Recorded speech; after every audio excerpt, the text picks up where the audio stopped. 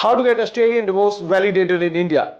Imagine this, you get divorced in Australia and think it's all done and dusted. But back in India, the law says not so fast.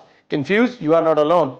Many NRIs face the exact situation, and trust me, the legal maze between two countries can get very tricky.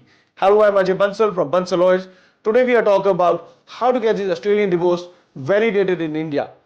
Is an Australian divorce legally valid or binding in India? Not really. So here is the first thing you need to know. Just because you have a divorce decree from Australia does not mean that Australian courts will automatically enforce it. Recognition and enforcement are two different things. The Indian court will first look at how the divorce happened.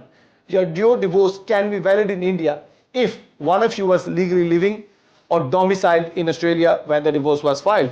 And most important, the reason for divorce matches what's valid under Indian law. Things like cruelty, adultery, or desertion. Other thing is both parties have consented to the divorce or both parties participated in Australia willingly. But here is where it can fall apart. If only one side was present, yes, ex parte divorce granted in Australia are not valid in India. Other reason to fall apart is if divorce was granted on ground that is not valid under Indian law, like irreconcilable differences.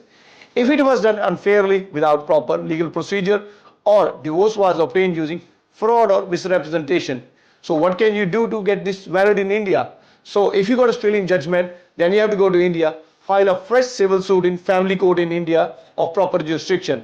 Then you need to submit the Australian judgment and judge will look at all the criteria and if it's satisfied, grant you Indian divorce decree. So confused and don't know where to start? You can contact Bansal Lawyers. We can assist you to get a divorce in Australia and guide you how to get it enforced in India.